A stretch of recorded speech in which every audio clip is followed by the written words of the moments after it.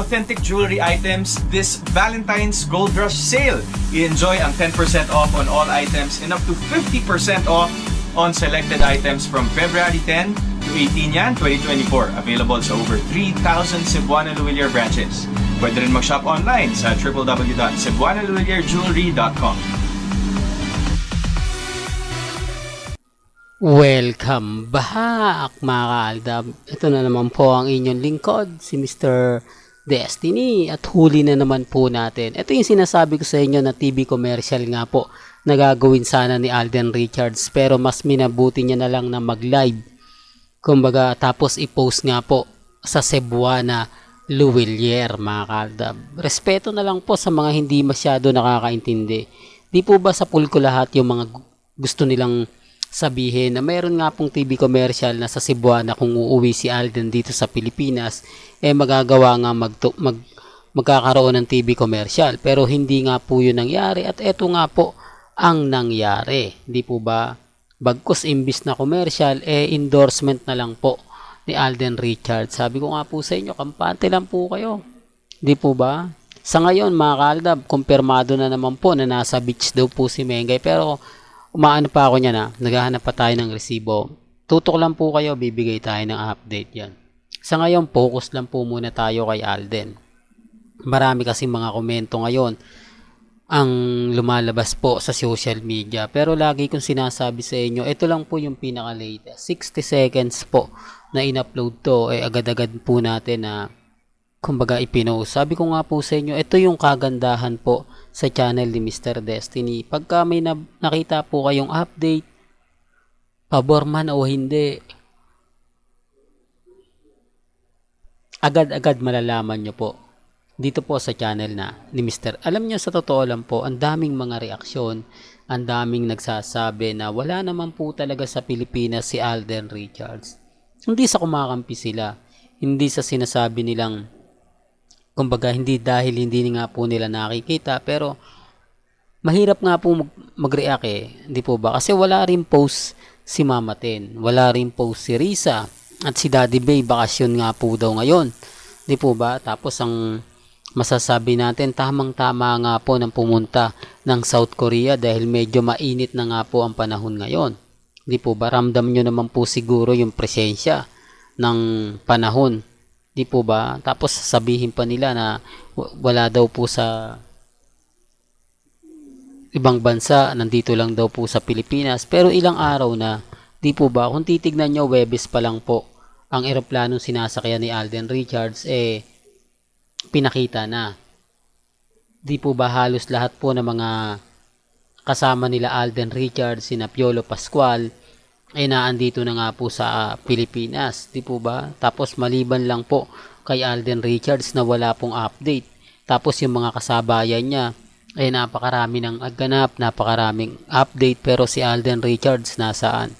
Simple lang naman po mga kaalab. Sabi ko nga po sa inyo dito sa mga bagay-bagay po na ipinapahayag ko sa inyo, pinapakita ko sa inyo, ito lang po yung ebidensya at resibo na may punto. Hindi po ba? Yung mga nagsasabing wala po talaga sa Pilipinas. Although sinasabi nila, nako, delulu lang yan, nagsasabi na yan. Ano lang yan, kasama din ni Mr. Paasa yan.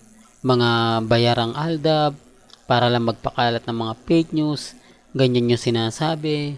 Siguro malaki yung binayad sa kanya. Siguro kamag-anak yan ni Mr. Destiny. Kaya ganyan. Kaibigan, malamang troll ni Mr. Destiny yan. Ito yung mga bagay-bagay na ginagawa po nila.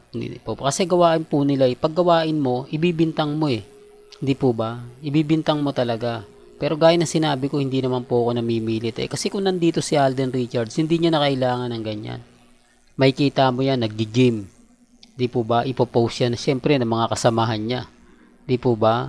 Na nasa gym sila, lalo na po ni April. Pero wala Doon pa lang mapapaisip na kayo Sinasabi ko lang po ito para klaro. Pero bago natin ituloy itong magandang update natin, kung bago ka lang sa channel na to, at isa kang true-blooded Aldab Nation na nagmamahal po kila Mengay at Isoy, tama po ang channel na pinuntahan mo. Kaya consider na po kitang bagong subscriber. At huwag mong kalimutang i-share ang mga video po natin sa mga mami, sa mga titas, at sa mga senior. Remind ko lang po sa mga dumadaan at bumibisita. Ito po yung channel ni Mr. Destiny. Hindi po ako namimilit, hindi po ako nagpupush at hindi po ako gumagawa ng mga troll para lang po sabihin na updated ako, sabihin na ganito ganyan. Hindi po.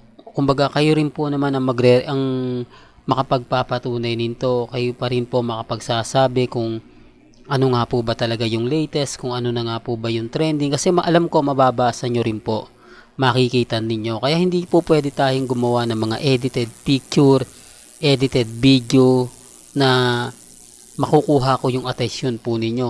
Oo, nandun na tayo, dadami bisko, pagpepiestahan ako sa social media. Pero ang tanong, totoo nga po ba yon? Hindi po ba? Although sabihin ko na wala naman kasi ikaw pinapakita, Mr. Destiny. Hindi mo man lang pinopost.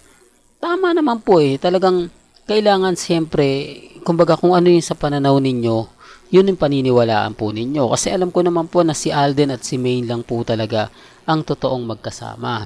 Sila po talaga ang nagdiriwa ngayong Valentine's. Di po ba? At dun po sa mga nagre-react na mga Alden fanatics lang binabati ni Alden, kasama na po tayo doon. Hindi nyo lang po alam. Once na sinabi ni Alden sa mga fans niya, matik na tayo doon. Hindi naman po pwedeng sabihin na ganito ganyan, di po ba? Ang importante lang po kapag may mga event ang Aldab Nation, naandun siya. Hindi niya na pinabibideo o sinasabing huwag nyo ng videoan to. Kumbaga kasi kakalat to sa social media. Importante, dumadalo siya. Di po ba? Ganyan naman po kabait si Alden Richards Di po ba? Sinabi rin po ng stewardess yan o ng flight attendant. Kaya nga sabi ko sa inyo, mahirap po talaga mag-react, lalo na nga po kapag wala tayong ebidensya at resibo na magpapatunay nga po na nasa South Korea si Alden at si Maine, di po ba? Pero alam naman po natin na kung sino nga po ba talaga yun naandun. Yan po yung isa sa rason kung bakit po sila galit, kung bakit po sila inis na inis, kung bakit po sila affected na affected. Sabi ko nga po sa inyo, kalmado lang. Di po ba? Sa ngayon, mga kaaldab, lagi ko tong pinapaliwanag, lagi ko tong sinasabi. Nandito may depende na lang po tayo sa mga mangyayari at magaganap. Ang importante lang naman po, mga kaaldab, maging updated kayo. Maging, kumbaga, alam nyo yung mga mangyayari, alam nyo yung magaganap. Di po ba? Sa dami ng ebidensya at resibo, sa dami ng mga pahayag at komento po nila, talagang mapapaisip ka. Sa ngayon, mga kaaldab, ako masaya. Sa ngayon, kampante ako. Sa ngayon, tayo yung masasabing malakas pagdating sa social media. Tayo yung pinag-uusapan pagdating sa social media. Bagamat maraming mga komento, maraming mga sinasabi, maraming mga pahayag, okay lang po yun. Normal lang po. Kasi ako, masaya po ako sa mga napapanood ninyo, sa mga nababasa ninyo, sa mga napapakinggan ninyo. Tapos sasabihin nila na hindi yan, Mr. Destiny, fake news yan. Walang katotohanan yung mga sinasabi mo. Wala naman pong problema.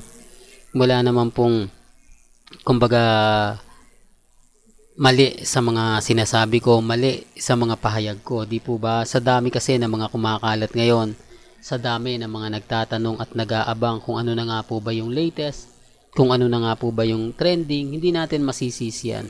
Pero ang kagandahan naman po, mga kaaldab, etong mga pinapakita natin, 101% hindi natin inedit, hindi natin kumbaga ginagawa lang para sa kanila. Ito'y galing po mismo kay Alden Richards at talagang tumutugma po sa mga sinasabi natin at sa mga pahayag natin. Depende na lang po ito sa mga sinasabi po nila at pinapakalat nila, di po ba? Kaya nga po sabi ko sa inyo, may kanya-kanya tayong pananaw, may kanya-kanya po tayong opinyon. Sa mga nagsasabi na, ako, fake news ka, okay lang po yan. Ang importante lang naman po, kung ano lang po yung latest, dun lang po tayo. Di po ba?